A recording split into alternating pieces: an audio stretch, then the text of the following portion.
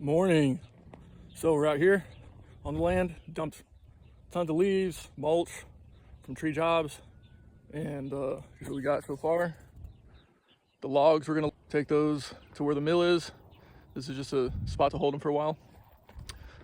And then all the mulch. I'm gonna spread this out today, so when the home builders come, the dirt work comes, they can kind of get around. And right here, we've got drainage all right here. So my goal is to maybe want to capture all the water that comes to here, redirect it this way. And I don't know how I'm gonna do this. Might have to just pull that drainage back. That's the property line. So right in here somewhere, I want to put a dam. And then instead of putting a culvert that low, I'm gonna actually put probably about 7, maybe just 5 larger pipes in the ground higher, so it can fill up and retain some of that water, whether that's just for probably just bee, bird, and whatever critters come up here, your habitat. So you can see we've been overflowing right here, so we're gonna fix this up a little bit. Let's get a better camera angle. So right here, it's been overflowing out of this, pushing over this dam. So maybe if I have time today, I can fix this up. But initially, it's working pretty good. It looks like it's just coming around, which isn't a bad thing. That's fine. I can put trees there, but it's holding water pretty decent. You know, give it a year or two. We got a few frogs in there. It's pretty brown because of all these leaves and mulch. I'm gonna fill up these so water will still drain underneath the mulch. Maybe push a little bit, but we can just maintain that as we go. Put some trees in there to hold that back. A lot of these ones up here have busted out. This might not sound, if you watched the last video, this was my initial build up, but yeah, these busted out. That one's holding, no, it's not. It busted out. Need to clean that up.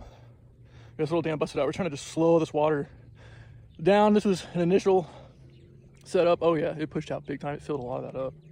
But yeah, the issue is we have so much sediment coming off these cliffs and way up there. You know, we've done some dirt work up there, so you know that's going to loosen it up even more.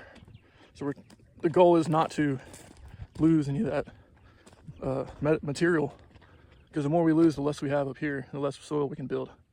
So today I'll be putting a lot of these logs up on this, kind of circling this cliff right here, kind of up against it to build like a little retaining area, those logs.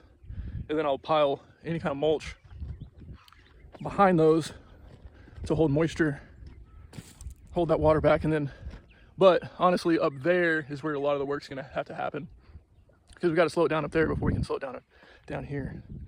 But we'll just line all these larger logs that we're not gonna mill up against this, and then we can build beds and put trees to hold and retain that soil back. Yeah, I'm gonna brought some of this soil in. Not excited about it, so I'm probably just gonna move it somewhere over there for deer habitat and just let it grow grass, because a lot of that's Bermuda, and I do not like Bermuda. No way. I didn't think it'd blow up this much, but it did. So I'm not gonna use this soil. I'd rather just get rid of it. So here's all the mulch, and this is where the house is gonna be. We got our trees marked. We got to build a TPZ, tree protection zone, so they don't, you know, those flags aren't going to do anything for a framer or somebody just lean on it or run something over it. And we'll have gray water coming down this hill. And then our septic is going to be a sprinkler system, which I'll probably change to drip, and then it'll be up on the edge of this cliff. It'll just drip down and water trees is this plan. But here's a good overview. Let's see what we can get done. Spread them out so we can get more in here. I actually have somewhere to drive. Fill up some of these ditches with mulch, so we get slow water infiltration instead of it just ripping through there. I actually did end up putting that soil right here, because we're gonna put trees here, and our septic water, after it's been through the aerobic process, it's gonna drip down this hill and water those trees for us. Then our gray water will be watering over here. A little too fast. But yeah, we lined it up, and we'll organize this more once we get a little more time, or we actually live over here. Spread it out, and then over here. So right here, the water here was draining into this tank, and honestly draining out once it flooded if it got up to a higher level. Right here, we're gonna keep adding leaves and mulch, and that's gonna slow it down instead of just ripping through there. And then as native grasses grow, when we plant whatever we're thinking, that'll slow it down also because of the root biomass. And then here, I ripped this out just a bit, just to give this water an easier flow. It's going this way, down to that culvert. I would like it to come before there and go right here. And then we're gonna build a little road across onto our property line, like I mentioned, and that'll slow water down. And then we'll have smaller culverts up high so we can retain a lot of that water. Right here, ginormous. A lot of these are, there's probably a few in there that are still good to mill. I got a good amount in the trailer, and we'll go put that at the mill site. And right here, I decided to make this a huge hugel bed. And so we're gonna add, I probably won't add any of the dirt here because it's so full of calcium. We will just keep adding mulch, tons of mulch, just keep going and going, and then add some trees in there to help break that down even more.